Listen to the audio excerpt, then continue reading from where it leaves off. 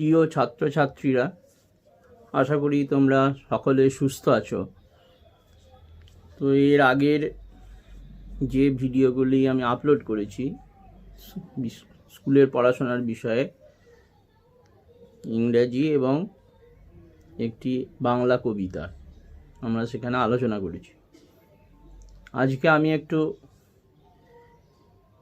ইতিহাস বিষয়ক আলোচনা করব। তোমাদের দশম শ্রেণীর সিলেবাসে রয়েছে এমন একটি পরিচ্ছদ, যে বিকল্প চিন্তা ও উদ্যোগ, মধ্যভাগ থেকে 20 শতকের প্রথম ভাগ পর্যন্ত।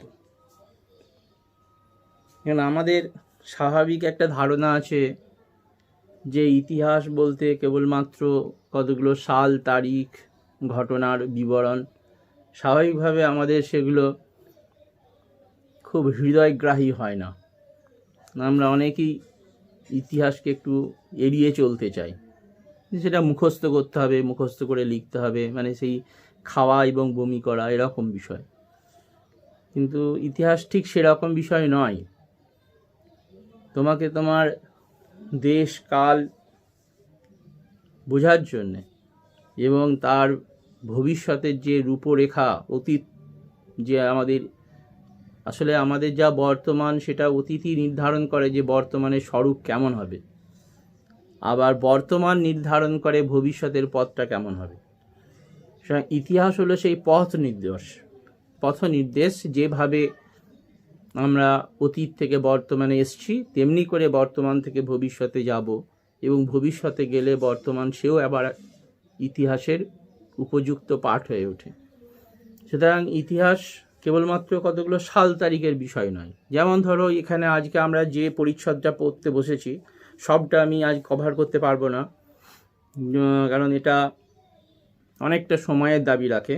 আজকে যতদূর পারবো ততটুকু করব, পরে আমরা পরবর্তী একটা আলোচনায় বসবো, সেখানে বাকি অংশটুকু আমরা আলোচনা করব। হয়তো 3টে পর্যায়ের আগে এটা আমরা শেষ করতে পারবো না। তো আমরা প্রথমেই একবার তাকাই পরিচ্ছদটির নামের দিকে, যে বিকল্প চিন্তা ও উদ্যোগ। বিকল্প শব্দের অর্থ কী? প্রথমে আমাকে এটা ভাবতে হবে যে বিকল্প শব্দটা কি বোঝাতে চাইছে, এবং বিকল্প যে কোনো জিনিসের, একটা জিনিসের বিকল্প আর একটা জিনিস হয়ে ওঠে মাঝে মাঝে। যে না, আমি ব্যবহার করছি ধরো একটা প্লাস্টিকের স্কেল, তো এখন প্লাস্টিকের স্কেল আমার হাতের কাছে নেই, তখন আমি একটা কাঠের তৈরি স্কেলও ব্যবহার করতে পারি। অর্থাৎ ওই প্লাস্টিকের স্কেলটির বিকল্প হলো কাঠের তৈরি যে স্কেল সেটি। অথবা কাঠের তৈরি স্কেলও নেই, তখন আমি একটা খাতা দিয়েই, হয়তো খাতায় মার্জিন টানবো, তখন একটা খাতা দিয়ে খাতাটাকে রেখে আমি স্কেলের মতো করে খাতাটাকে ব্যবহার করে মার্জিন টানছি। তাহলে সেক্ষেত্রে আবার ওই স্কেলের বিকল্প হলো ওই খাতাটা। এটা আমি খুব সহজ করে বললাম, কিন্তু এখানে তো কোনো জিনিসের বিকল্পের কথা বলা হয়নি। এখানে বলা হয়েছে চিন্তার বিকল্প।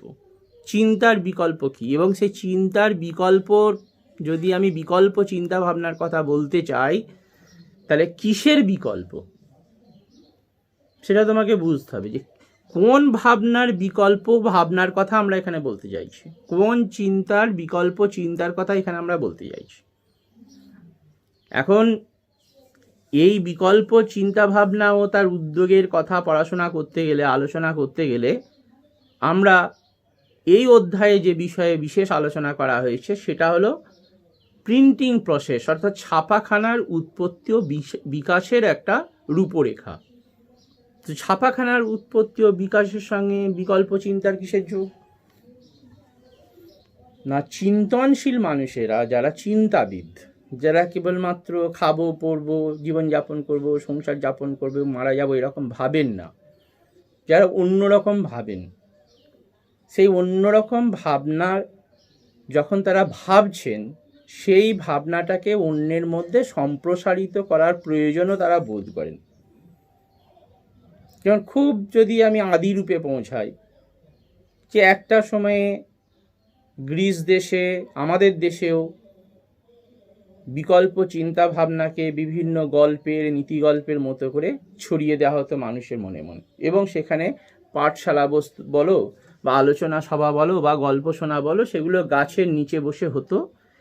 একজন মহান শিক্ষক, যাদের আমরা এখন দার্শনিক বলে চিহ্নিত করি, চিন্তাবিদ বলে চিহ্নিত করি, তারা তাদের একটা অনুগামী দল তৈরি হতো, তারা তার কাছে টিচিং নিতেন এবং সেগুলো গাছের তলায় হোক কোনো জায়গায় বসে তারা তাদের ভিতরের যে সত্যান্বেষী মন, তাদের যে চিন্তা ভাবনা, সেগুলো তিনি তার শিষ্য বা তার যারা শ্রোতা তাদের মনের মধ্যে অনুপ্রবিষ্ট করার চেষ্টা করতেন, যাতে মানুষ চিন্তা ভাবনা করতে পারে স্বাধীনভাবে, মুক্তভাবে। এখন এর সঙ্গে প্রিন্টিং প্রেসের কি সম্পর্ক, ছাপাখানার কি সম্পর্ক? না, ছাপাখানা আবিষ্কৃত হওয়ার আগে পর্যন্ত এই যে চিন্তার জগৎ, এই চিন্তার জগৎটা একটা সময়ে কেবলমাত্র কতগুলো ধর্মীয় প্রতিষ্ঠান, কিছু উচ্চবিত্তশালী মানুষজন এবং কিছু শিক্ষা প্রতিষ্ঠান, তাদের মধ্যেই সীমাবদ্ধ ছিল, গণ্ডিবদ্ধ ছিল। কারণ তখন বই অ্যাভেলেবেল ছিল না, বই বিবিধভাবে পাওয়ার যে সুযোগ, সেই সুযোগ কিন্তু ছিল না। কেন ছিল না? তখন ছাপাখানা আবিষ্কার হয়নি যে প্রচুর পরিমাণে বই ছাপা হবে। কিভাবে তাহলে সেই সমস্ত বই রচনা করা হতো? সেই সমস্ত বই আসলে লেখা হতো বিকল্প কোনো মাধ্যমের উপরে। সেগুলো যেমন ধরো ক্লে ট্যাবলেট, অর্থাৎ পোড়া মাটির তৈরি ট্যাবলেট বা টালির মতো জিনিস, কখনো গাছের ছাল কেটে তাকে শুকিয়ে তার উপরে কালি দিয়ে লেখা হতো। প্যাপিরাস জাতীয়, আমরা বাংলাতে আমাদের ভূর্জপত্র, একসময় ভূর্জপত্রে লেখা হতো, তাল পাতায় লেখা হতো। আবার আমরা যদি দেখি আমাদের দেশের ইতিহাস যদি ঘাঁটি, তাহলে দেখব সম্রাট অশোক তার বিভিন্ন নির্দেশ, সেগুলোকে শিলালিপির আকারে দেশের প্রান্তে প্রান্তে বিভিন্ন জায়গায় প্রথিত করে রাখতেন। বিভিন্ন দেয়াল গাত্রে সেগুলোকে খোদাই করে লেখা হতো। তো এগুলো লেখার রীতি ছিল। এবং বিভিন্ন মঠে, বিভিন্ন মঠ, বিশেষ করে আমরা তিব্বতী বৌদ্ধ ধর্মে যে সমস্ত বৌদ্ধ অনুরাগী সন্ন্যাসিনী বা বৌদ্ধ ধর্মাবলম্বী সন্ন্যাসিনী, তাদের যে মনাস্ট্রি, সেই মনাস্ট্রিতেগুলো একটা স্ক্রিপ্টোরিয়াম বলে একটা ঘর থাকতো, বিশেষ ঘর, সেখানে নানান পুঁথি সংরক্ষণ করা হতো। সেগুলো কোনো ট্যাবলেটের উপরে লেখা হতে পারে, কোনো প্যাপিরাসের উপরে লেখা, এবং সেই বিভিন্ন রকমের নীতি কথা বা দার্শনিক চিন্তাভাবনা, সেগুলোকে খোদাই করার জন্যে বিশেষ এক মানুষ, প্রশিক্ষণপ্রাপ্ত যারা সেগুলো পারতেন, সেই সমস্ত মানুষের সাহায্য নেওয়া হতো। তারা আপ্রাণ চেষ্টা করে, আপ্রাণ পরিশ্রম করে সেগুলোকে বিভিন্ন ট্যাবলেটের উপরে খোদাই করে, হাতুড়ি চালিয়ে চালিয়ে খোদাই করে সেগুলো লিখে রাখা হতো, এবং সেগুলো ছিল সংরক্ষণযোগ্য, সাধারণ মানুষের জন্য নয়। যারা সেই সন্ন্যাসী, দার্শনিক, পণ্ডিত ব্যক্তি, তারাই সেই বইপত্র বা সেই রকমভাবে লিখিত বইপত্রের মধ্যে বইপত্র নিয়ে চর্চা করতে পারতেন। বাইরের মানুষের হাতে সেসব বই পৌঁছাতো না, কারণ সেগুলো ছিল অত্যন্ত সময় সাপেক্ষ, মূল্যবান পুস্তক। একটা ভেঙে গেলে যে বা একটা নষ্ট হয়ে গেলে আর একটা অত সহজে তৈরি করা যেত না। সুতরাং সেটা যে মানুষের হাতে হাতে ঘুরবে তা কিন্তু নয়। তাহলে আমরা কি দেখছি? তাহলে আমরা দেখছি যে জ্ঞানের চর্চা, মননের চর্চা, দর্শনের চর্চা, এই যে চর্চাটা কিছু বিশেষ মানুষের মধ্যে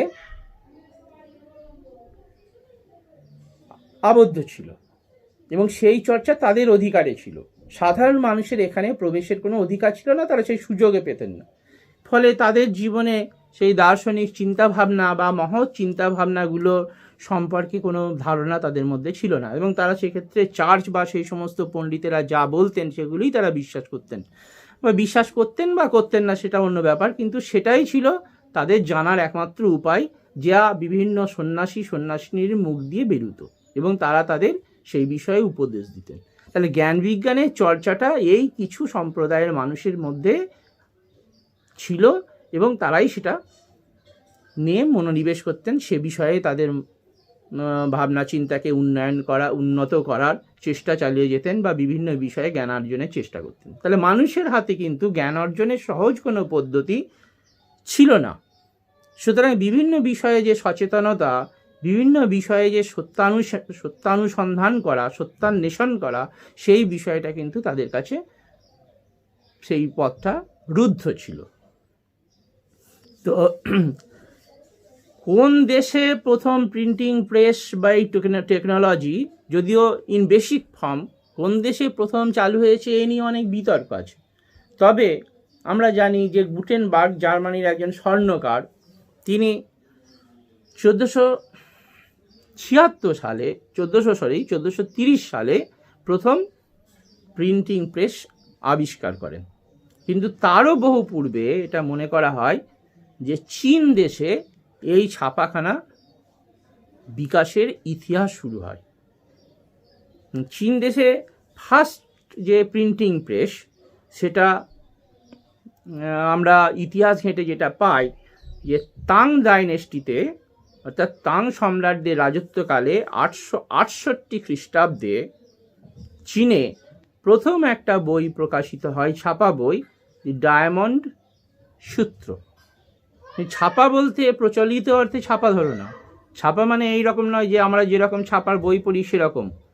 আসলে এই গ্রন্থখানি, বৌদ্ধ দর্শনের উপরে এই গ্রন্থখানি কাঠের ব্লকের সাহায্যে লেখা হয়েছে। কাঠের ব্লকের সাহায্যে কীরকম না, বড় একটা কাঠের ট্যাবলেট, তাতে বিভিন্ন হরফ কেটে কেটে কেটে কেটে তৈরি করা হতো, দিয়ে সেইটার ছাপ কালি লাগিয়ে সেটার ছাপ দিয়ে এই বইটি লেখা। তাহলে একবার কল্পনা করে দেখ যে এইরকমভাবে বই রচনা করতে কতটা সময় এবং পরিশ্রম লাগতে পারে। তাহলে এই পুস্তক প্রথম, যদি আমি এটাকে যদি ছাপা পুস্তক ধরে নাও এক অর্থে ছাপা পুস্তক, তাহলে আমরা বলছি যে সেই পুস্তক রচিত হয়েছিল তাং ডাইনেস্টিতে, তাং সম্রাটদের, চীনের তাং সম্রাটদের রাজত্বকালে 868 খ্রিস্টাব্দে। তাহলে বইটার নাম কি বললাম? বইটার নাম বললাম দি ডায়মন্ড সূত্র। তা আমরা এই যে আলোচনা করছি, এই আলোচনা কিন্তু তোমাদের সিলেবাসে এই অর্থে নেই। তোমাদের সিলেবাসে মূলত ভারতীয় এবং বিশেষ করে বাংলার মুক্ত চিন্তা বা বিকল্প চিন্তা বিকাশে ছাপাখানার ভূমিকার কথা বলা আছে। কিন্তু আমরা যদি সেটা পড়তে যাই, সেটা যদি বুঝতে যাই, তাহলে আমাদের তো একটু আগে তার ধারাটাকে বুঝে নেওয়া উচিত, তাহলে ইতিহাসটা তোমার কাছে নিরস থাকবে না। তো যাই হোক, তাহলে আমরা কি জানলাম? আমরা জানলাম 868 খ্রিস্টাব্দে, 868 এডি মিনস অ্যানো ডোমিনি, 868 খ্রিস্টাব্দে আমরা প্রথম ছাপা বই পেলাম চীন দেশ থেকে। তার নাম হলো ডায়মন্ড সূত্র। কাঠের ব্লক দিয়ে সেটাকে রচনা করা হয়েছিল, তৈরি করা হয়েছিল।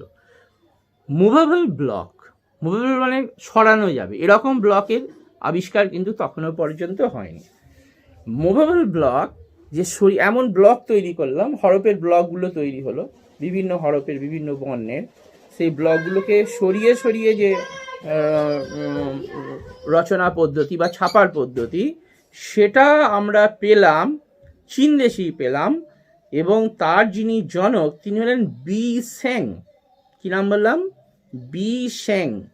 তার জন্ম আনুমানিক 970 খ্রিস্টাব্দে, মৃত্যু হলো 1051 খ্রিস্টাব্দে। তার নাম পেলাম, আবার বলছি আমি, মনে রাখার চেষ্টা করো, বি সেং। তিনি এই মুভেবল ব্লক তৈরি করতে সমর্থ হলেন, যে ব্লকগুলোকে সরিয়ে সরিয়ে বিভিন্ন শব্দের তিনি রূপ দিতে পারতেন।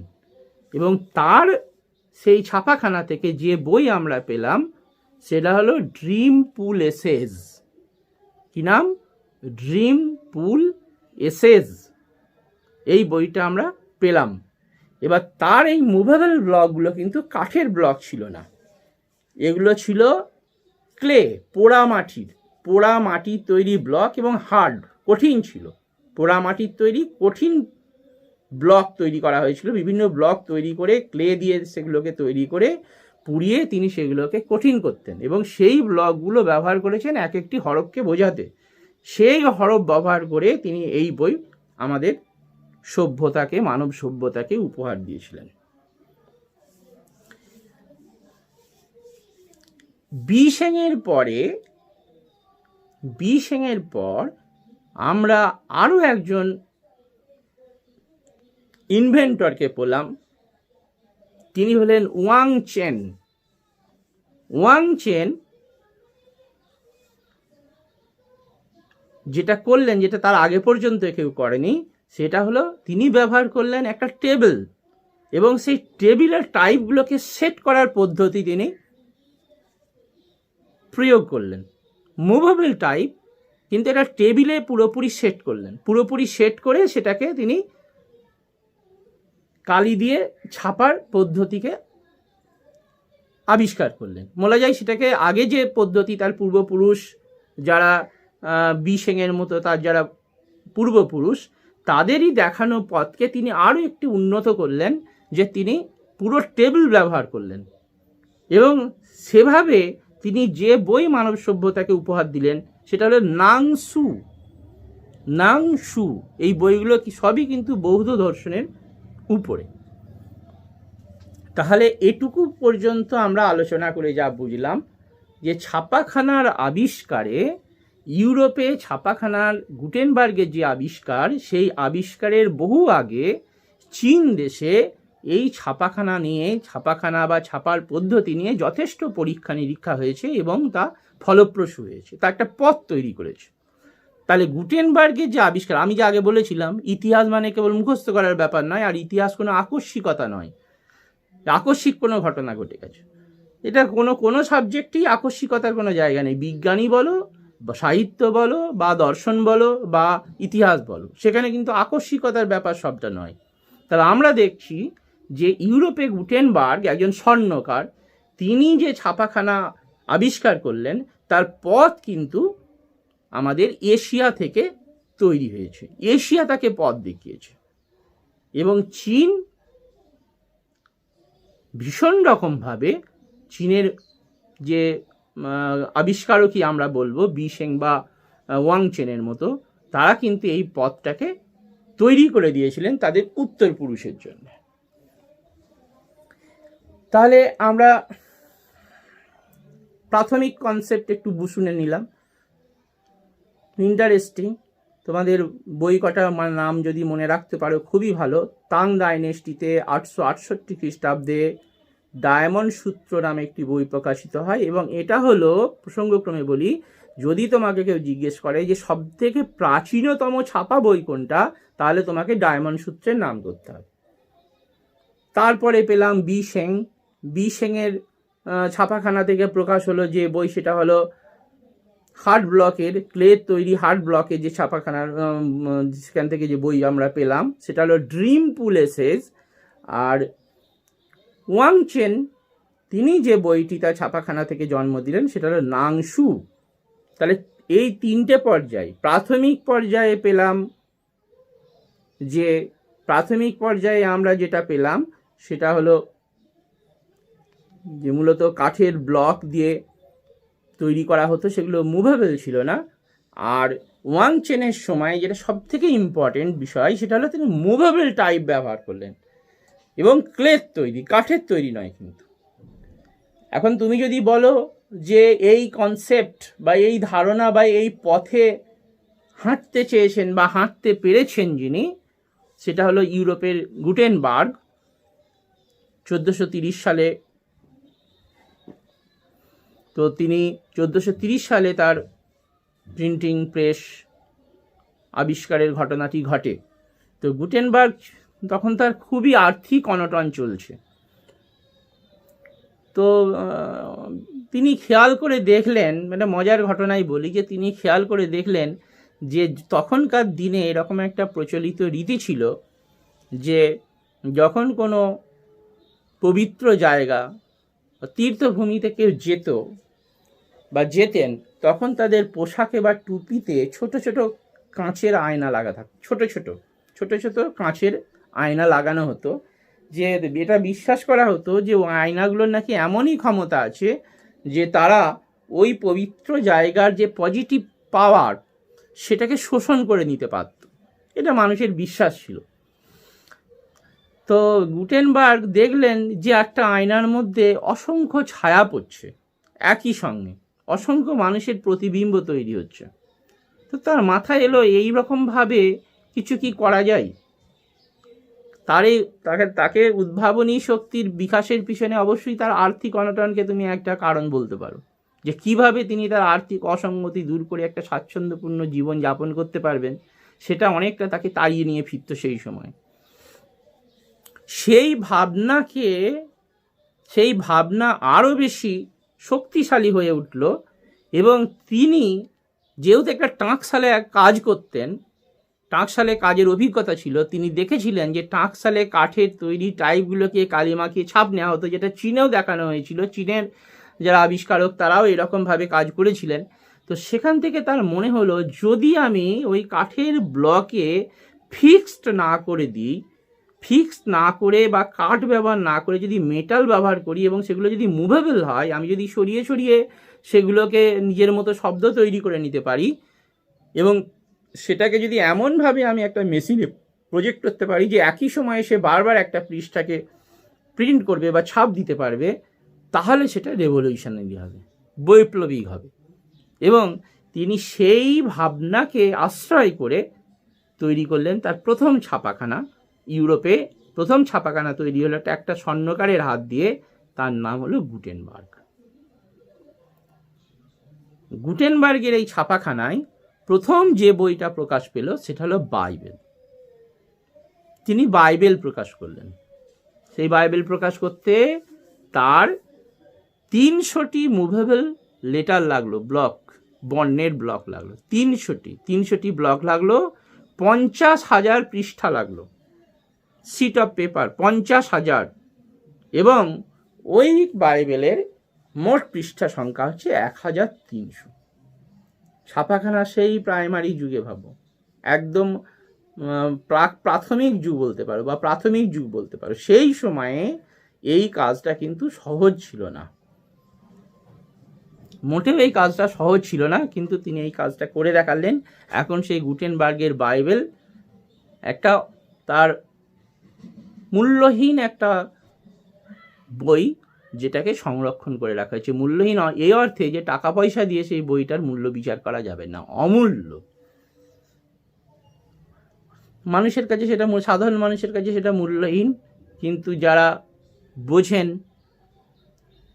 যে সে বইখানির ঐতিহাসিক তাৎপর্য কত, তাদের কাছে কিন্তু সেই গ্রন্থটি মহামূল্যবান বা অমূল্য গ্রন্থ, সেটিকে যত্নের সঙ্গে সংরক্ষণ করে রাখা হয়েছে।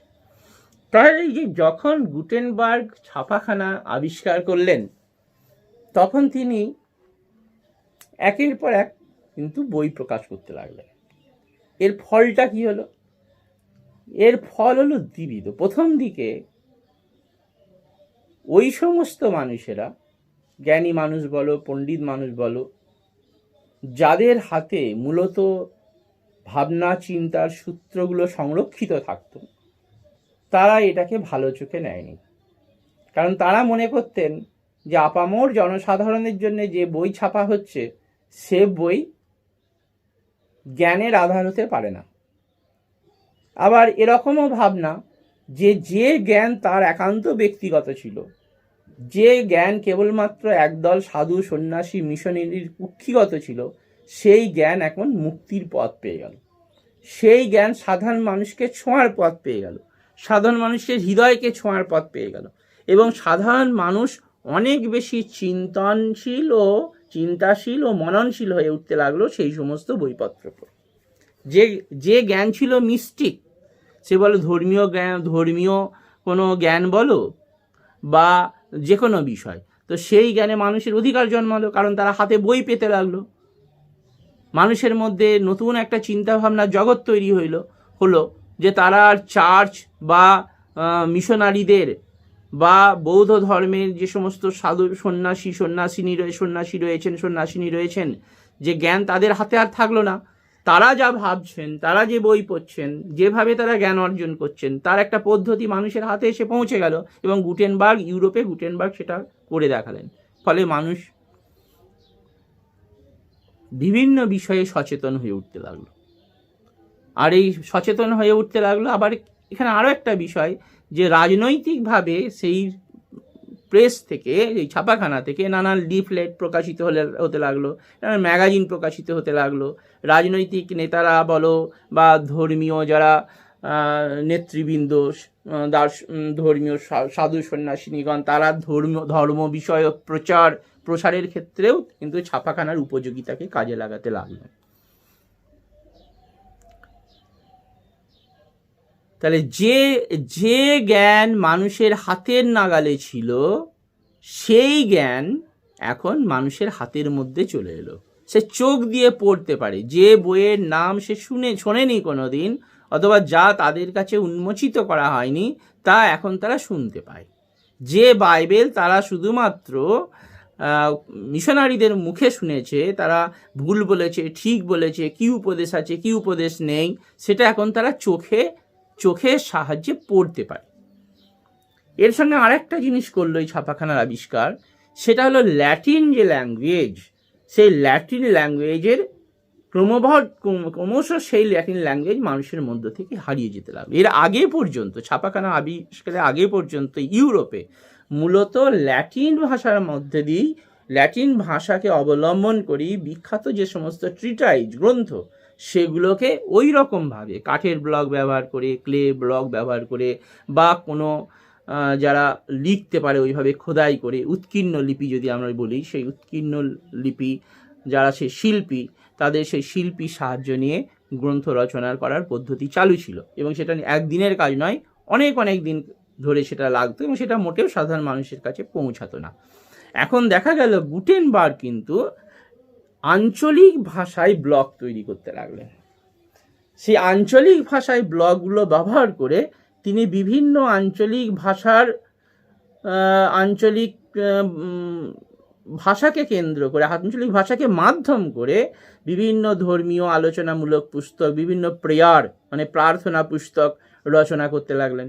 তো মানুষ সহজেই তার নিজের ভাষায় লেখা বই পড়তে পছন্দ করলো, তাদের সেটা ভালো লাগলো, তাদের সেটা সহজ মনে হলো।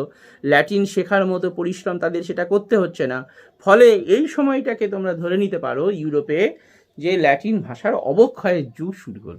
তার আগে পর্যন্ত যত রকম গুরুত্বপূর্ণ বই, সে বিজ্ঞান সংক্রান্তই বলো, দর্শন সংক্রান্তই বলো, তার মাধ্যম কিন্তু মূলত ল্যাটিন ভাষা ছিল। আর শিক্ষার বিস্তারের কথাও তো বলবো, যে সেই সময়ে যে সময় ক্ষুদ্র বা কতিপয় মুষ্টিমেয় কিছু মানুষ জ্ঞানার্জনের জন্য বিভিন্ন দেশ থেকে সে দেশ বিভিন্ন দেশে ঘুরে বেড়াতো, বা সেই সমস্ত দেশে যারা শিক্ষা দীক্ষার সুযোগ গ্রহণ করতে পারতেন, তাদের অনেক বেশি বুদ্ধিমান হতে হতো, তাদের ল্যাটিন শিখতে হতো, তাদের সেই রকম বংশমর্যাদা থাকতে হতো, মানে সেই পড়াশোনার সুযোগটা নেয়ার মতো তার পরিবেশ থাকতে হতো। আর এখন সেটা কি হলো, আপামর জনসাধারণের হাতে গুটেনবার্গ তার ছাপাখানা থেকে বই ছাপিয়ে পৌঁছে দিতে লাগলেন। এবার তখনকার দিনে মানুষ মূলত ধর্মশিক্ষাকেই শিক্ষা বলে বিবেচনা করত। তো ধর্মশিক্ষামূলক বই তাদের হাতে পৌঁছে যেতে লাগলো, এবং এতে তারা খুব খুশি হলো। এই শিক্ষা তাদের মধ্যে নিজের চিন্তা ভাবনা করার শক্তিকে বিকশিত করতে লাগলো। তাহলে ইউরোপে এই যে বিকল্প ভাবনা, অর্থাৎ ক্ষুদ্র একটা প্রাঙ্গণ থেকে শিক্ষাকে সেটা একদম মুক্ত প্রাঙ্গণে এনে দিল গুটেনবার্গের ছাপাখানা। ঠিক এই জায়গা থেকে তোমাকে ভাবতে হবে। তারপরে ক্রমশ গুটেনবার্গের থেকে টেকনোলজি বুঝে নিয়ে ছাপাখানা বিভিন্ন দেশে, বিশেষ করে ইতালির ভেনিস, সেখানে ছাপাখানা প্রতিষ্ঠা করা হলো, সেখানেও ছাপাখানা প্রতিষ্ঠা করা হলো। এবং তারপরে ধরো ইংল্যান্ডে তাহলে কত সালে এলো ছাপাখানা? ইংল্যান্ডে এলো 1476 সালে। যে ক্যাক্সটন, তিনি প্রথম 1476 সালে সেখানে ছাপাখানার প্রকাশ করলেন, এবং তার ছাপাখানাতে রাজনৈতিক সচেতনতা প্রচারের জন্যে বহু বহু লিফলেট রচিত হতে লাগলো। এটাও এক ধরনের সচেতনতা, বুঝতে পারো, যে মানুষ তখন সাধারণ মানুষের কাছে পৌঁছাবার একটা পথ কিন্তু ছাপাখানা তার রাজনৈতিক নেতৃবৃন্দের হাতে তুলে দিয়েছিল। তারা নানা রকম রাজনৈতিক পুস্তিকা রচনা, লিফলেট রচনা করে সেগুলোকে মানুষের মধ্যে বিলি করার সুযোগ পেল। অর্থাৎ মানুষের মধ্যে এক ধরনের রাজনৈতিক সচেতনতা এবং মানুষ তার নেতাদের বুঝে নেওয়া, তার নেতাদের যে বক্তব্য মানুষের জন্য তারা কি করবে কি করবে না, তা সেই সমস্ত বক্তব্যও কিন্তু প্রসারের সুযোগ করে দিল এই ছাপাখানার আবিষ্কার। তার মানে এক ধরনের রাজনৈতিক সচেতনতা সাধারণ মানুষের মধ্যে তৈরি হতে লাগলো। তাহলে এটা একটা র্যাডিক্যাল চেঞ্জ নিয়ে এলো। তাহলে আমরা বলতে পারি যে ছাপাখানার যে আবিষ্কার, সেই ছাপাখানার আবিষ্কার একটা যুগকে সূচনা করলো, এবং সেই ছাপাখানার আবিষ্কার প্রিমিটিভ, অর্থাৎ আমি বলি অ্যানসিয়েন্ট যে অ্যানসিয়েন্ট পিরিয়ড এবং প্রাচীন যে যুগ পর্যায়, সেই যুগ পর্যায় থেকে আধুনিক যুগ পর্যায়কে পৃথক করে দিল। তুমি বলতে পারো ছাপাখানা এর মাঝখানে রয়ে গেল, অ্যানসিয়েন্ট পিরিয়ড অ্যান্ড মডার্ন পিরিয়ডের মাঝে ছাপাখানা রয়ে গেল। কারণ অ্যানসিয়েন্ট পিরিয়ডে বুদ্ধিবৃত্তির বিকাশ সেভাবে হয়নি, অর্থাৎ মননশীলতার চর্চা, যে চর্চা মানুষের বুদ্ধিবৃত্তিকে আরও বিকশিত করে, তার ভাবনা চিন্তাকে আরও বিকশিত করে, সেই সুযোগ তার হাতে ছিল না, কারণ তার হাতে বই ছিল না। আর ছাপাখানা যখন আবিষ্কার হলো তখন মানুষের হাতে বই এসে গেল, বিভিন্ন বিষয়ের উপরে বই এসে গেল। এমনকি বিজ্ঞান চর্চার জন্যে বিজ্ঞান চর্চা সংক্রান্ত বিভিন্ন বই, যা একমাত্র জ্ঞানী পণ্ডিত মানুষদের কাছে অ্যাক্সেসিবল ছিল, সেটাও সাধারণ মানুষের কাছে সাধারণ মানুষের মতো হয়ে পৌঁছে গেল এবং তার নিজের ভাষায় পৌঁছে গেল। তাহলে মানুষের মনের জগতে, মানুষের চিন্তনের জগতে যে একটা বিপ্লব ঘটে গেল, সেটা তো তুমি অস্বীকার করতে পারছো না।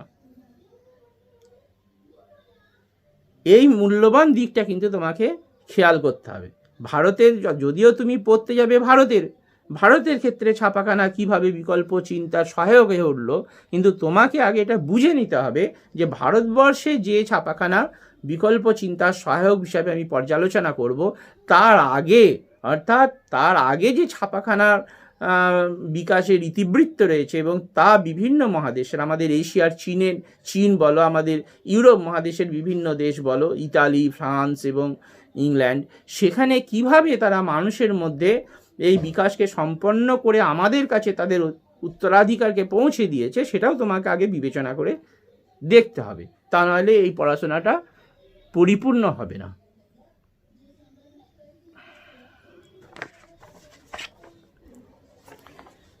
এরপরে আমরা যেখানে আসব সেটা হলো, তাহলে আমরা দেখলাম যে গুটেনবার্গের ছাপাখানার আবিষ্কার আমরা দেখলাম।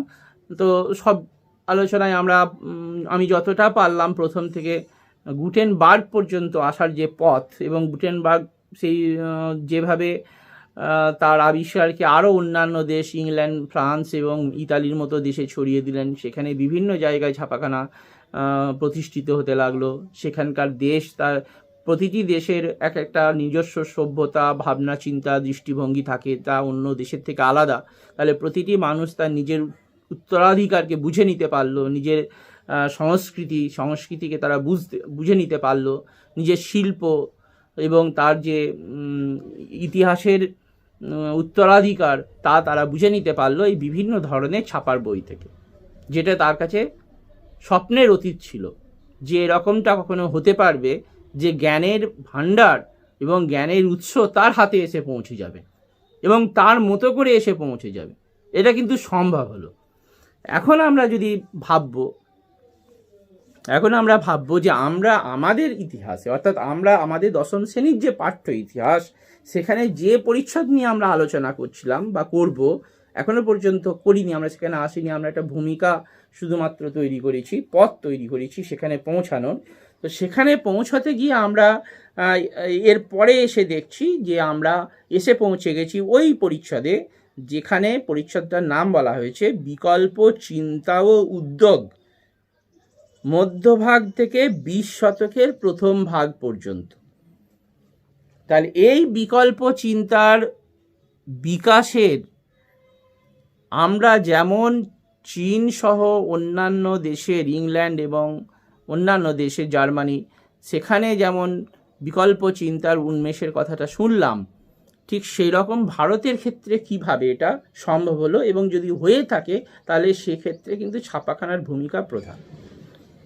মানে ভারতবর্ষে ব্রিটিশরা আসার, অর্থাৎ ইস্ট ইন্ডিয়া কোম্পানি আসার অনেক আগে থেকেই ভারতবর্ষে বিভিন্ন দেশ থেকে মিশনারিরা এসে পৌঁছেছে, পর্তুগিজ মিশনারিরা এসে পৌঁছেছে। তো তারা কি জন্য এসছে ভারতে? কারণ সেই সময়ে খ্রিস্টান মিশনারিদের মূল উদ্দেশ্য ছিল, যেখানে যেখানে ব্রিটিশরা উপনিবেশ স্থাপন করেছে, পর্তুগিজরা উপনিবেশ স্থাপন করছে, সেখানে সেখানে মিশনারিরা তাদের সঙ্গে যাচ্ছে, তাদের উদ্দেশ্য এটাই যে খ্রিস্ট ধর্মের প্রচার। তো খ্রিস্ট ধর্মের যদি প্রচার করতে হয় তাহলে সেই অঞ্চলের ভাষা তাদের শিখতে হবে, তারা সেই অঞ্চলের ভাষা শিখছে। আবার এবং সেটা তারা মৌখিকভাবে প্রচার করছে, তারা তাদের হাতে বইপত্র তুলে দিতে পারছে না, তারা মুখে মুখে প্রচার করছে।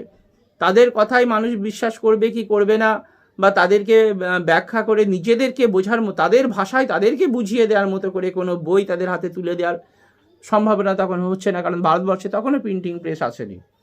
এরপরে যখন ঔপনিবেশিক শাসকরা ভারতবর্ষে এলো, ভারতবর্ষে ইংরেজ উপনিবেশ স্থাপিত হলো, তখন ইংরেজ শাসকেরা বুঝলো যে আমাদের এটা সম্ভব নয় যে ইংল্যান্ড থেকে সমস্ত মানুষকে ভারতবর্ষে এনে ফেলা। তাহলে ভারতে যদি সুষ্ঠু উপনিবেশিক সাম্রাজ্যবাদের স্বার্থকে চরিতার্থ করতে হয়, তাহলে ভারতীয় মানুষদের শিখিয়ে পড়িয়ে নিতে হবে, তাদেরকে ইংরেজি শেখাতে হবে, তাদেরকে খ্রিস্ট ধর্মের ঔদার্যকে শেখাতে হবে। যতটা পারা যায় খ্রিস্ট ধর্মের প্রসারের মধ্য দিয়ে তাদেরকে, যেহেতু ব্রিটিশরা খ্রিস্টান ছিল, তাদেরকে খ্রিস্টান ধর্মের প্রতি অনুরক্ত করে তুলতে হবে। তৃতীয়ত, তাদের সেই সমস্ত শিক্ষা দিতে হবে যার বেশ হচ্ছে পাশ্চাত্য দর্শন, পাশ্চাত্য পদ্ধতি, পাশ্চাত্য জীবন রীতি। তাহলে সেইটা যদি কারণ শেখাতে হবে না, আমি এই দেশকে শাসন করব, সুতরাং আমি বিদেশি, আমার একটা অনুগামী সম্প্রদায় তৈরি করা প্রয়োজন, যাদেরকে দিয়ে আমি কাজে লাগাবো তারই দেশের মানুষকে শাসন করতে। তাহলে এই একটা উদ্দেশ্য ছিল। অর্থাৎ আমরা যাকে বলি কেরানি তৈরির শিক্ষা ব্যবস্থা, যে তাদের ভাবনাটা সবসময় একমুখী হবে, যে পাশ্চাত্যে এই সেরা, পাশ্চাত্যের ধর্ম সেরা, পাশ্চাত্যের শিক্ষা সেরা, পাশ্চাত্যের দর্শন সেরা, যা কিছু পাশ্চাত্যে সবই ভালো, সুতরাং তারা আমাদের থেকে অনেক উন্নত, তারা আমাদের শাসন করবে, এতে আর আশ্চর্য হবার কি আছে। এই ভাবনা চিন্তাকে যদি ভারতীয়দের মনে প্রথিত করতে হয়, তাহলে তার হাতে বই পৌঁছে দিতে হবে, বইটাকে তার মতো করে পৌঁছে দিতে হবে, তার ভাষায় পৌঁছে দিতে হবে। এবং সেজন্যই খ্রিস্টান মিশনারিরা অনেকে স্থানীয় ভাষা শিখতে আরম্ভ করল। তারা স্থানীয় ভাষা শিখে স্থানীয় ভাষায় মানুষের সঙ্গে যোগাযোগ করতে লাগলো, তারা খ্রিস্ট ধর্মের মাহাত্ম্য গড়ে তুলতে লাগলো, এবং তারা এটাও বুঝলো যে এখানে প্রিন্টিং প্রেস বা ছাপাখানা প্রসারের বা প্রতিষ্ঠার প্রয়োজন রয়েছে। এবং এবং ঔপনিবেশিক শাসকের স্বার্থে আমরা দেখব যে প্রথম গোয়াতে একটা প্রিন্টিং প্রেস বা ছাপাখানা প্রতিষ্ঠা করা হলো। তাহলে এরপরই শুরু হলো ভারতবর্ষে ছাপাখানার বিকাশের যুগ। আর বিকল্প ভাবনার জন্য কেন না, এই ছাপাখানায় পরের পর্যায়ে আমরা দেখব, আমি আলোচনা করব যে এই ছাপাখানা, যে কথা ভেবে এই ছাপাখানা প্রতিষ্ঠার উদ্যোগ নিয়েছিল খ্রিস্টান মিশনারিরা এবং ব্রিটিশ ঔপনিবেশিক শাসকেরা, এই ফলটা কিন্তু ভবিষ্যতে তার উল্টোটা হলো। কি উল্টোটা হলো না, ভারতীয় গুণী সম্প্রদায়, ভারতীয় বিজ্ঞজনেরা, পণ্ডিতেরা পাশ্চাত্য শিক্ষায় শিক্ষিত হয়ে তারা নতুন একটা ভাবনার পথ খুলতে লাগলেন, যেটা হলো জাতীয়তাবাদী ভাবনার বিকাশ। অর্থাৎ আত্মসমীক্ষণ, আমার কি আছে, কোনটা আমার, এবং সে আমার দেশজ কোনটা, আমার নিজের উত্তরাধিকার কোনটা, সেই সন্ধান শুরু হলো ওই প্রকাশিত বইগুলো পড়াশোনা করে। তারা সকলেই পাশ্চাত্য জীবনধারা, পাশ্চাত্য দর্শন, পাশ্চাত্য ধর্মকে পড়ল আর নিজের মতো করে গ্রহণ করলো তা নয়। অনেকে সেই শিক্ষার মাধ্যমে আত্মবিশ্লেষণ করতে লাগলো এবং নতুন নিজের দেশে দাঁড়িয়ে পাশ্চাত্য শিক্ষার আলোকে নিজের শিক্ষাকে, নিজের যে শিক্ষা, নিজের যে উত্তরাধিকার, নিজের দেশজ যা কিছু তাকে পরিশোধিত করতে লাগলো এবং নিজের একান্ত একটা চিন্তাভাবনার জগৎ গড়ে তুলল, যে জগৎটা কিন্তু ব্রিটিশদের স্বার্থের সঙ্গে খাপ খেলো না, মিশনারিদের স্বার্থের সঙ্গে খাপ খেলো না। এটা একদমই ভারতীয় চিন্তাভাবনা, ভারতীয় জীবন দর্শনের প্রসার করতে লাগলো। সুতরাং এটা হলো বিকল্প। কার জন্য বিকল্প? উপনিবেশিক শিক্ষা ব্যবস্থার বিকল্প। যে শিক্ষা ব্যবস্থাকে আমি বলতে পারবো আমার, যে জ্ঞান বিজ্ঞান চর্চাকে আমি বলতে পারবো আমার, এটা আমার দেশের, এবং এই জ্ঞান আমার দেশের মানুষের, আমার দেশের মানুষ আমার দেশের মাটি থেকে সংগ্রহ করেছে। আমার দেশের মানুষ আমার দেশের যে প্রাচীন সভ্যতা সেখান থেকে সংগ্রহ করেছে। এই সুযোগটা গড়ে উঠতো না যদি না ভারতবর্ষে ছাপাখানা এসে আশ্রয় নিত। তো ছাপাখানাকে প্রতিষ্ঠা করা হতো ভারতবর্ষে। যে স্বার্থেই ব্রিটিশরা করুক, যে স্বার্থেই খ্রিস্টান মিশনারিরা করুক, কিন্তু উপরি লাভ আমাদেরই হয়েছিল। সেই প্রসঙ্গে আমরা আবার পরবর্তী পর্যায়ে আলোচনা করব। আজকে এইটুকু। আজকে আমি তোমাদের একটু বুঝিয়ে দিলাম যে আমরা আসলে যা পড়বো আমাদের সিলেবাসে, সেটা পড়ার জন্য আমাদের তারও আগে, তারও পরিপ্রেক্ষিত বা প্রেক্ষিত যাই বলো, সেটাকে ভালো করে বুঝে নিতে হবে। তাহলে আমরা এরপরে যেটা পড়বো সেটা আমাদের খুব পরিষ্কার মনে থাকবে। তাহলে আজ এই পর্যন্ত। আমি পরের পর্যায়ে তোমাদের নির্দিষ্ট সিলেবাসে নির্দিষ্টভাবে যা যা উল্লেখ করা রয়েছে সেগুলো নিয়ে আবার আলোচনা করব। আশা করি তোমাদের ভালো লাগবে এবং পড়াশোনার সহায়ক হবে। ভালো থেকো।